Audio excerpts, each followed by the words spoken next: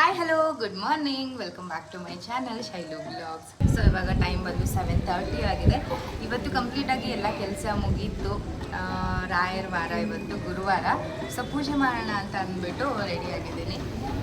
ಇನ್ನೊಂದು ವಿಷಯ ಏನಪ್ಪ ಅಂತಂದರೆ ಮಮ್ಮಿ ಕೂಡ ಸ್ವಲ್ಪ ಪರವಾಗಿಲ್ಲ, ಅವ್ರ ಹೆಲ್ತಲ್ಲಿ ಸುಧಾರಿಸಿದೆ ಅಂತಲೇ ಹೇಳ್ಬೋದು. ಅವ್ರು ಲಾಸ್ಟ್ ವೀಕು ರಾಯರ ಹತ್ರ ಪೂಜೆ ಮಾಡಿ ಬೇಡ್ಕೊಂಡಿದ್ರು, ನಾನು ಹುಷಾರಾಗೋಗಿ ಮಾಡಿ ಅಂತ ಏನೇನೋ ಕೇಳ್ಕೊಂಡಿದ್ರು. ಈ ವಾರ ಅವರೇ 5 ಗಂಟೆಗೆ ಎದ್ದು ಕೆಲಸ ಮಾಡಿ ದೇವ್ರ ಮನೆ ಕ್ಲೀನ್ ಮಾಡಿ ರಾಯರಿಗೋಸ್ಕರ ಸ್ವೀಟು ಮಾಡಿ ಇವಾಗ ಪೂಜೆ ಮಾಡ್ತಾ ಇದ್ದಾರೆ. ಅದಕ್ಕೋಸ್ಕರನೇ ರಾಯರನ್ನ ನಂಬೋದು. ಬನ್ನಿ ಇವಾಗ ನಾವು ಪೂಜೆ ಮಾಡಿಬಿಡೋಣ. ಮಮ್ಮಿ ಪೂಜೆ ಮಾಡ್ತಿದ್ದಾರಲ್ವ, ತೋರಿಸ್ತೀನಿ ಬನ್ನಿ.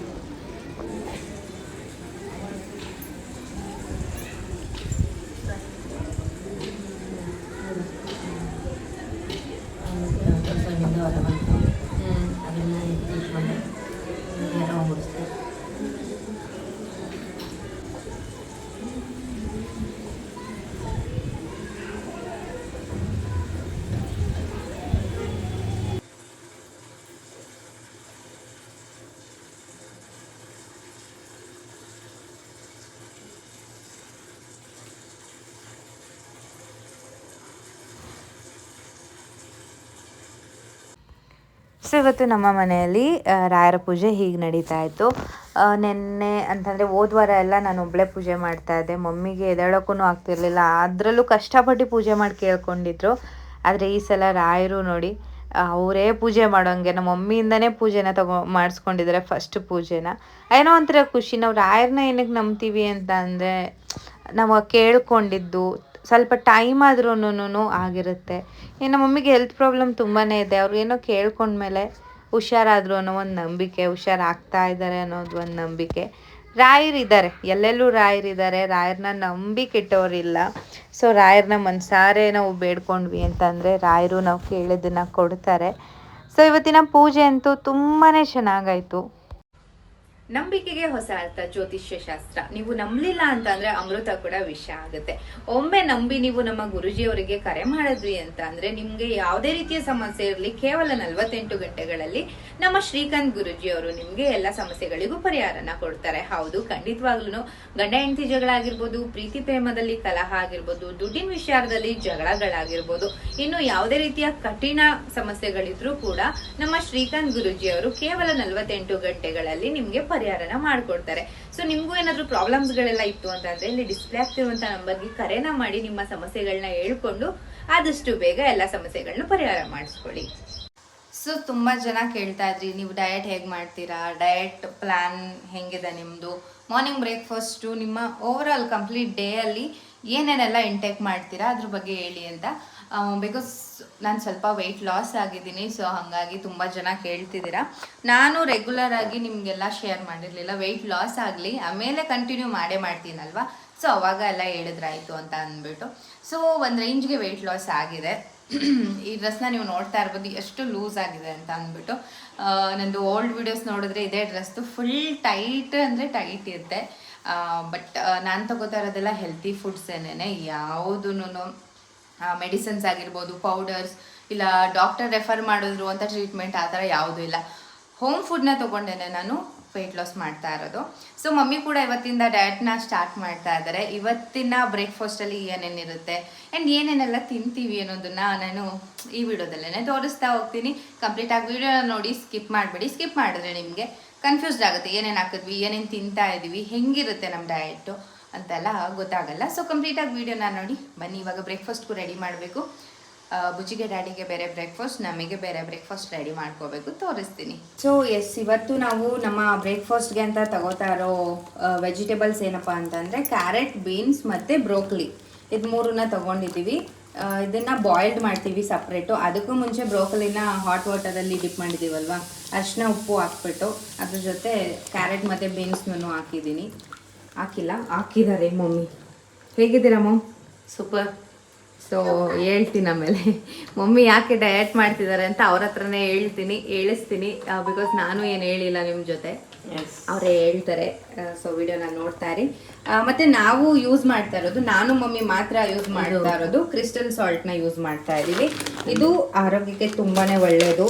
ಇದರ ಪ್ರೈಸ್ ನಮ್ಮ ಡಯಟ್ ಫುಡ್ಡಲ್ಲಿ ಮಾತ್ರ ಇನ್ಕ್ಲೂಡ್ ಮಾಡಿರ್ತೀವಿ ಇದನ್ನ. ಇಲ್ಲಿ ನೋಡಿ ಈ ಥರ ಇರುತ್ತೆ. ಆಮೇಲೆ ಮಮ್ಮಿ ವಿಡಿಯೋದಲ್ಲೂ ನೋಡಿ ಅವರು ಕಂಪ್ಲೀಟ್ ಇದನ್ನೇ ತೋರಿಸ್ತಾ ಇದ್ದಾರೆ, ಹೆಂಗೆ ಮಾಡೋದು ಅಂತ ಎಲ್ಲ ಕಂಪ್ಲೀಟಾಗಿ ತೋರಿಸ್ತಾರೆ.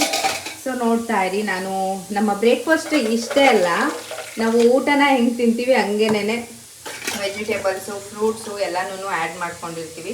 ಸೊ ನಾನು ತೋರಿಸ್ತೀನಿ ಬ್ರೇಕ್ಫಾಸ್ಟ್ ಪ್ಲೇಟ್ ಹೆಂಗಿರುತ್ತೆ ಅಂತ. ಹೆಲ್ತಿ ಫುಡ್ಸ್ನ ತಿಂದು ಜಾಸ್ತಿನ ವೆಯ್ಟ್ ಲಾಸ್ ಮಾಡೋದು ಅಂತ ತಿಳಿಸ್ಕೊಡ್ತೀವಿ. ನೋಡ್ತಾ ಇರಿ. ಸೊ ಬ್ರೋಕೊಲಿ ಆ್ಯಂಡ್ ಸೂಪ್ ಎಲ್ಲ ರೆಡಿ ಆಗ್ತಾ ಇದೆ. ಇದನ್ನು ಬಾಯ್ಲ್ ಆಗಬೇಕು. ಒಂದು 4 to 5 minutes ಕುಕ್ ಆಗಿದ್ರೆ ಸಾಕು. ಇದು ನೀವು ನೀರನ್ನು ವೇಸ್ಟ್ ಮಾಡ್ತಾರೆ ಕೆಲವ್ರು ಜನ, ಅಂದರೆ ಇದು ಬಾಯ್ಲ್ ಆಗಿರೋದನ್ನ ಇದೆಲ್ಲ ಏನು ವೆಜಿಟೇಬಲ್ಸ್ ಎಲ್ಲ ಕುಕ್ಕಾಗಿ ಆ ನೀರಲ್ಲೂ ಕೂಡ ಎಲ್ಲ ಅಂಶಗಳು ಸೇರ್ಕೊಂಡಿರುತ್ತೆ. ಸೊ ವೇಸ್ಟ್ ಮಾಡಬೇಡಿ. ಸೊ ಇದು ನನ್ನ ಡಯಟ್ ಬ್ರೇಕ್ಫಾಸ್ಟ್. ಅದೇ ಬಾಯ್ಲ್ ಮಾಡ್ಕೋತಾ ಇದ್ವಲ್ಲ ಬ್ರೋಕೊಲಿ, ಕ್ಯಾರೆಟ್, ಬೀನ್ಸು, ಅದನ್ನು ಇದು ಸೂಪ್ ಥರನೂ ಇದೆ. ವಾಟರ್ನ ಕೂಡ ವೇಸ್ಟ್ ಮಾಡಿಲ್ಲ. ಇದು ನನ್ನ ಬ್ರೇಕ್ಫಾಸ್ಟ್. ಮತ್ತು ಡ್ರೈ ಫ್ರೂಟ್ಸಲ್ಲಿ ಏನು ತೊಗೊಂಡಿದ್ದೀನಿ ಅಂತ ಅಂದರೆ ಸನ್ಫ್ಲವರ್ ಸೀಡ್ಸ್ ಇದೆ, ಪಂಪ್ಕಿನ್ ಸೀಡ್ಸ್ ಇದೆ, ಅಕ್ರೂಟ್ ಇದೆ, ಮತ್ತು ದ್ರಾಕ್ಷಿ, ಗೋಡಂಬಿ ಎಲ್ಲನೂ ಇದೆ. ಸೊ ನಾವು ಬ್ರೇಕ್ಫಾಸ್ಟ್ನ ಸ್ಕಿಪ್ ಮಾಡಿ ಅಂತಂದರೆ ನಾವು ಬ್ರೇಕ್ಫಾಸ್ಟಲ್ಲಿ ಏನು ತಿಂತೀವಿ, ಜಾಸ್ತಿ ಮೈದಾ, ಶುಗರ್ ಕಂಟೆಂಟ್ ಇರೋದು ಇದನ್ನೇ ಜಾಸ್ತಿ ತಿಂತಾ ಇರ್ತೀವಿ. ಬಟ್ ಇದರಲ್ಲಿ ನಮಗೆ ಬೇಕಾಗಿರುವಂಥ ಪ್ರೋಟೀನ್ಸ್, ಮಿನರಲ್ಸ್ ಎಲ್ಲವೂ ಕೂಡ ಆ್ಯಡ್ ಆಗಿರೋದ್ರಿಂದ. ಆ್ಯಂಡ್ ಇಲ್ಲಿ ನೋಡಿ ನಮ್ಮ ನೀನು ಸ್ವಲ್ಪ ಕಡಿಮೆ ಆಯಿತು ಮಗಳೇ. ಬ್ರೋಕೊಲಿ ಮಿಕ್ಸ್ ಮಾಡ್ತಾ ಇದ್ದಾರೆ ನೋಡಿ, ಅದರದ್ದು ಸೂಪ್ ನೋಡಿ ಸೂಪರ್ ಆಗಿದೆ. ಚೆನ್ನಾಗಿದೆ ಮಮ್ಮಿ. First diet. ಮೆಣಸು ಬಂದ್ಬಿಟ್ಟು ಹೇಗಿದೆ ಸೂಪರ್. ಮೆಣಸು ಸಿಗ್ತೇನೋ ನಿಮಗೆ ಸೂಪಲ್ಲಿ? ಆದರೆ ಅದು ಹಾಕಿದ್ನಲ್ಲ, ಮೆಣಸು ಸ್ವಲ್ಪ ಗಂಟ್ಲು ಹೊಟ್ಟೋಯ್ತು. ಸೂಪ್ ಅಂತೂ ಸೂಪರ್ ಆಗಿದೆ. ಮತ್ತೆ ಇದಕ್ಕೆ ಶುಂಠಿ, ಬೆಳ್ಳುಳ್ಳಿ ಅದೆಲ್ಲ ಡಯಟ್ ಸೇರಿಸೋದಂತೆ. ತುಂಬ ಟೇಸ್ಟ್ ಚೆನ್ನಾಗಿದೆ. ಮಾಡ್ಕೊತಿಲ್ಲದ್ರೆ ಇದನ್ನೇ. ಸೊ ಇದು ಮಾರ್ನಿಂಗ್ ಬ್ರೇಕ್ಫಾಸ್ಟ್. ಮತ್ತೆ ನಾವು ಇನ್ನೇನೆಲ್ಲ ತಿಂತೀವಿ ಅಂತನೂ ತೋರಿಸ್ತೀವಿ. ನೋಡ್ತಾ ಇರಿ ವಿಡಿಯೋ. ಸೊ ಇವತ್ತು ಮಧ್ಯಾಹ್ನದ ಊಟ ನಮ್ಮ ಮನೆ ರೈಸ್, ಹೆಸರು ಕಾಳು ಮತ್ತು ಸೊಪ್ಪು, ಸಾಂಬಾರು, ಉಪ್ಪು ಸಾಂಬಾರು. ಇದು ಒಗ್ಗರಣೆ ಎಲ್ಲ ಹಾಕಿಲ್ಲ. ಒಗ್ಗರಣೆ ಹಾಕಿದ್ರೆ ಎಷ್ಟೆಲ್ಲ ಆಯಿಲೆಲ್ಲ ಹಾಕಬೇಕು, ಮತ್ತು ತೆಂಗಿನಕಾಯಿ ತುರಿ, ಫ್ರೈಸು ಎಲ್ಲ ಇರುತ್ತೆ ಅಲ್ವಾ. ಸೊ ಹಾಗಾಗಿ ಡಯಟ್ ಮಾಡ್ತಾ ಇರೋರು ಸ್ವಲ್ಪ ಒಗ್ಗರಣೆ, ಡೀಪ್ ಫ್ರೈಸು ಎಲ್ಲ ಅವಾಯ್ಡ್ ಮಾಡೋಣ ಅಂದ್ಬಿಟ್ಟು ಇದನ್ನು ತಗೊಂಡಿದ್ದೀವಿ. ಇವತ್ತಿನ ಮೀಲ್ಸ್ ಇದು. ಆ್ಯಂಡ್ ಜೊತೆಗೆ ಕುಕುಂಬರ್ ಇರಲೇಬೇಕು, ಕಂಪಲ್ಸರಿ ಕುಕುಂಬರ್ ಇರಲೇಬೇಕು. ಯಾಕಂದರೆ ಕುಕುಂಬರಲ್ಲಿ ವಾಟರ್ ಕಂಟೆಂಟ್ ಜಾಸ್ತಿ ಇರುತ್ತೆ, ಮತ್ತು ನಮ್ಮ ಬಾಡಿ ಡಿಹೈಡ್ರೇಟ್ ಆಗದೆ ಇರೋ ಥರ ನೋಡ್ಕೊಳ್ಳುತ್ತೆ. ಆ್ಯಂಡ್ ಲಾಸ್ಟ್ ಒನ್ ಏನಪ್ಪ ಅಂತಂದರೆ ನಮ್ಮ ವೆಯ್ಟ್ ಲಾಸ್ಗೆ ತುಂಬಾ ಹೆಲ್ಪ್ ಮಾಡುತ್ತೆ. ಕಾಳು ಜಾಸ್ತಿ ಹಾಕೊಂಡಿಲ್ಲ, ಸೊಪ್ಪೇ ಇರೋದು. ಕಾಳು ಕೂಡ ನಾವು ಜಾಸ್ತಿ ಅಂದರೆ ಸಾಂಬಾರು ಮಾಡುವಾಗಲೇ ಕಾಳು ಜಾಸ್ತಿ ಆಗಿಲ್ಲ, ಸೊಪ್ಪು ಜಾಸ್ತಿ ಇದೆ. ಇದು ಇವತ್ತಿನ ಊಟ ನನಗೆ, ಬುಜ್ಜಿಗೆ. ಇವಾಗ ಮಧ್ಯಾಹ್ನದ ಊಟ ಕೂಡ ಆಯಿತು. ಟೈಮ್ ಬಂದು ಒಂದು 4 o'clock ಆಗಿದೆ. ಇವಾಗ ಸ್ನ್ಯಾಕ್ಸ್ ಅಂತ ಏನೂ ಇಲ್ಲ. ಬೇಕು ಅಂತಂದರೆ ಮತ್ತೆ ಡ್ರೈ ಫ್ರೂಟ್ಸ್ ಆರ್ ಫ್ರೂಟ್ಸ್ನ ನೀವು ತಿನ್ಬೋದು, ಬೇಕು ಅಂತಂದರೆ. ಯಾಕಂದರೆ ನಮಗೆ ಬೆಳಗ್ಗೆ ತಿಂದಿದ್ದೇನೆ ಹೊಟ್ಟೆ ತುಂಬಿದಂಗೆ ಇತ್ತು, ಫುಲ್ಲಿ ಇರೋ ಥರ ಫೀಲ್ ಆಗ್ತಾ ಇತ್ತು. ಸೊ ಮಧ್ಯಾಹ್ನ ಕೂಡ ಸ್ವಲ್ಪ ಲೈಟಾಗೇ ಊಟ ಮಾಡಿ. ಮಧ್ಯಾಹ್ನ ಊಟ ಮಾಡೋದು ಟೈಮ್ ಎಷ್ಟಾಗಿತ್ತು ಗೊತ್ತಾ? ಎಷ್ಟಾಗಿತ್ತು? ನಾನು ಕರೆಕ್ಟಾಗಿ ನೋಡಿದೆ 2 ಗಂಟೆ. 2 ಗಂಟೆ. ಅದನ್ನ ನಾವು ತಿಂದಾಗ ಬೆಳಗ್ಗೆ 9 ಗಂಟೆ, 8:45, 9 ಗಂಟೆ ಆಗಿತ್ತು. ತಿನ್ಬೇಕು ಅಂತಾನೆ ಫೀಲ್ ಆಗ್ತಿರ್ಲಿಲ್ಲ. ಹೌದು, ಊಟ ತಿನ್ಬೇಕು ಅಂತ ಅನಿಸ್ತಿರ್ಲಿಲ್ಲ ಮಧ್ಯಾಹ್ನ. ಸೊ ನಾವು ತಿನ್ನೋ ಫುಡ್ಡಲ್ಲೂ ಪ್ರೋಟೀನ್ಸ್, ಮಿನರಲ್ಸು ಎಲ್ಲ ಜಾಸ್ತಿ ಇರಲಿ, ಶುಗರ್ ಕಂಟೆಂಟ್ ಎಲ್ಲ ಕಂಪ್ಲೀಟಾಗಿ ಬಿಡೋದು ತುಂಬಾ ಒಳ್ಳೆಯದು ಡಯಟಲ್ಲಿ. ಹೆಲ್ತಿ ಫುಡ್ಡು ಈ ಥರ ಸೊಪ್ಪು ತರಕಾರಿಗಳನ್ನ ಜಾಸ್ತಿ ತಿಂದು, ರೈಸು ತಿನ್ನಿ, ರೈಸ್ ಎಲ್ಲ ಬಿಟ್ಬಿಡ್ಬೇಡಿ. ಸೊ ಸೊಪ್ಪು ತರಕಾರಿಗಳು ಜಾಸ್ತಿ ಇದ್ದು ರೈಸು ಬೇಕು ಅಂತ ಅನ್ಸಲ್ಲ, ಇಷ್ಟೇ ಅನ್ಸೋದು. ಸೊ ಸೌತೆಕಾಯಿ, ಸೊಪ್ಪು, ತರಕಾರಿ ಎಲ್ಲ ಜಾಸ್ತಿ ಇರಲಿ. ಸೊ ಇನ್ನೊಂದು ಮೇನ್ ಥಿಂಗ್ ಏನಪ್ಪ ಅಂತಂದರೆ, ಮಮ್ಮಿಗೆ ಏನು ಹುಷಾರಿಲ್ಲ ಅಂತ ತುಂಬ ಜನ ಕೇಳ್ತಾ ಇದ್ರಿ. ನಾನು 1.5 ಮಂತಿಂದನೂ ಹೇಳ್ತಾನೆ ಇದ್ದೆ ಮಮ್ಮಿಗೆ ಹುಷಾರಿಲ್ಲ ಅಂತ. ಸೊ ಇವಾಗ ಮಮ್ಮಿನೇ ಹೇಳ್ತಾರೆ, ಕೇಳಿ ಏನು ಹುಷಾರಿಲ್ಲ ಮಮ್ಮಿ, ತುಂಬ ಜನ ಹೇಳ್ತಾ ಇದ್ರು, ಕಮೆಂಟ್ ಮಾಡ್ತಾ ಇದ್ರು. ಹೌದಾ? ಥ್ಯಾಂಕ್ ಯು ನನ್ನ ಬಗ್ಗೆ ವಿಚಾರಿಸೋದಕ್ಕೆ. ನಾನು ಇದನ್ನ ಹೇಳ್ಕಲೇಬಾರ್ದು ಅಂತ ಯಾವಾಗಲೂ, ಯಾಕೆಂದರೆ ಹುಷಾರಿಲ್ಲ ಅದು ಇದು ಅಂದರೆ ಅಯ್ಯೋ ಚೆನ್ನಾಗೇ ಇರ್ತಾರೆ ಹೇಳ್ತಾರೆ ಅನ್ನೋದಕ್ಕಿಂತ, ಅನ್ನೋದೊಂದಿಷ್ಟು ಜನ ಆದರೆ ನಾನು ಹುಷಾರಿಲ್ಲ ಅನ್ನೋದನ್ನ ನೋಡಿ ಖುಷಿ ಪಡೋರು ತುಂಬ ಜನ ಇದ್ದಾರೆ. ಅಯ್ಯೋ ಇರಲಿ, ಹಾಗಾಗಿ ಹೇಳ್ಕೋಬಾರ್ದು ಅಂತಿದೆ. ಇವಾಗಲೂ ಅಷ್ಟೇ, ಏನಿಲ್ಲ, ಅದು ನನಗೆ ಡಾಕ್ಟರ್ ಹೇಳಿದ್ರು ಫ್ಯಾಟಿ ಲಿವರ್, ಅಂದರೆ ಫ್ಯಾಟ್ನೆಸ್, ಲಿವರಲ್ಲಿ ಫ್ಯಾಟ್ನೆಸ್ ಜಾಸ್ತಿ ಆಗಿದೆ, ಫ್ಯಾಟಿ ಲಿವರ್ ಅಂತ ಹೇಳಿದ್ರು. ಫ್ಯಾಟಿ ಲಿವರ್ ಇದ್ರೆ ಬರಲಿ ಅದೇನು ಪ್ರಾಬ್ಲಮ್ ಇಲ್ವಲ್ಲ ಅಂತ ಅನ್ಬೋದು. ನನಗೆ ಅದರಿಂದ ಬೇರೆ ಥರನೇ ಪ್ರಾಬ್ಲಮ್ ಆಗ್ಬಿಟ್ಟಿತ್ತು. ಕರೆಕ್ಟಾಗಿ ಯೂರಿನ್ ಪಾಸ್ ಆಗ್ತಾ ಇರಲಿಲ್ಲ, ಮೋಷನ್ ಹೋಗ್ತಾ ಇರಲಿಲ್ಲ, ಮೈಯೆಲ್ಲ ಬೆಂಕಿ ಥರ ಉರಿಯೋಕ್ಕೆ ಸ್ಟಾರ್ಟ್ ಆಗಿತ್ತು. ಅಯ್ಯಪ್ಪ ತಲೆನೋವು ಏನಕ್ಕಾದ್ರೂ ಬೇಕಪ್ಪ ಈ ಜೀವನ ಬೇಡಕ್ಕೆ ಬೇಡ ಅಂತ ಎಷ್ಟೋ ಸರಿ ಅನ್ಕೊಬಿಟ್ಟಿದ್ದೀನಿ, ಹೇಳ್ಕೊಳಕ್ಕಾಗಿಲ್ಲ. ಅಷ್ಟು ನನಗೆ ಬ್ಯಾಕ್ ಪೇನ್ ಇತ್ತು. ಕರೆಕ್ಟಾಗಿ ಮೋಷನ್ ಹೋಗಲಿಲ್ಲ, ಯೂರಿನ್ ಹೋಗಲಿಲ್ಲ ಅಂದರೆ ಅದು ಬ್ಯಾಕ್ ಪೇನ್ ಬಂದೇ ಬರುತ್ತೆ, ಹೊಟ್ಟೆ ನೋವು ಬ್ಯಾಕ್ ಪೇನ್ ಎಲ್ಲ ಬಂದೇ ಬರುತ್ತೆ. ಮತ್ತು ಉರಿ ಇದೆಯಲ್ಲ ಬೆಂಕಿ ಥರ ಉರಿತಾ ಇರೋದು. ನಾನು ತಲೆ ಕೆಡಿಸ್ಕೊಬಿಟ್ಟು ಏನು ನನ್ನ ಮೈ ಹಿಂಗೆ ಟಚ್ ಮಾಡಿದ್ರೆ ಸಾಕು ಒಳ್ಳೆ ಬಿಸಿ ಬಿಸಿ ಯಾವ ಜ್ವರ 102 ಡಿಗ್ರಿ ಜ್ವರ ಇರೋಷ್ಟು ಬಿಸಿ ಇರೋದು. ಅವಾಗ ಏನು ಮಾಡೋದು ಅಂತ ನಾನು ಎಲ್ಲ ಕಡೆನೂ ತೋರಿದೆ, ಮತ್ತು ದೇಹಕ್ಕೆ ತಂಪಾಗೋ ರೀತಿ ಎಲ್ಲನೂ ಕೂಡ ತಗೊಂಡೆ, ಯಾವಕ್ಕೂ ಕಂಟ್ರೋಲ್ ಆಗಲಿಲ್ಲ. ಕೊನೆಗೆ ನನಗೆ ಆಪ್ರೇಷನ್ ಮಾಡಿದಂಥ ಡಾಕ್ಟ್ರ್ ಹತ್ರ ಹೋದ್ಮೇಲೆ ಅವರು ಏನು ಪ್ರಾಬ್ಲಮ್ ಇಲ್ಲ, ಯಾಕೆ ಹಿಂಗಾಯ್ತು ಅಂದ್ಬಿಟ್ಟು ಒಂದು ಸ್ಕ್ಯಾನ್ ಮಾಡಿಸಿದ್ರು. ಸ್ಕ್ಯಾನ್ ಮಾಡಿಸ್ಮೇಲೆ ಗೊತ್ತಾಯಿತು ಫ್ಯಾಟಿ ಲಿವರ್ ಇರೋದ್ರಿಂದನೇ ಇದೆಲ್ಲ ಪ್ರಾಬ್ಲಮ್ ಆಗ್ತಾ ಇರೋದು ಅಂತ. ಈ ಫ್ಯಾಟಿ ಲಿವರ್ ಏನಕ್ಕೆ ಬಂದರೆ ತುಂಬ ಜನ ಹೇಳ್ಬೋದು ಚೆನ್ನಾಗಿ ತಿಂದು ಚಿಕನು ಮಟನು ಅದು ಇದೆಲ್ಲನೂ ಅಂತೇಳಿ. ಅಂದರೆ ನಾನು ಯಾವಾಗಲೂ ಕರೆಕ್ಟಾದ ರೀತಿಲಿ ತಿನ್ನೋದಿಲ್ಲ. ಅದು ಇವಾಗಲೇ ಯಾವಾಗಲೂ ಅಷ್ಟೇ ಕರೆಕ್ಟಾಗಿ ಊಟನ ತಿನ್ನೋದಿಲ್ಲ.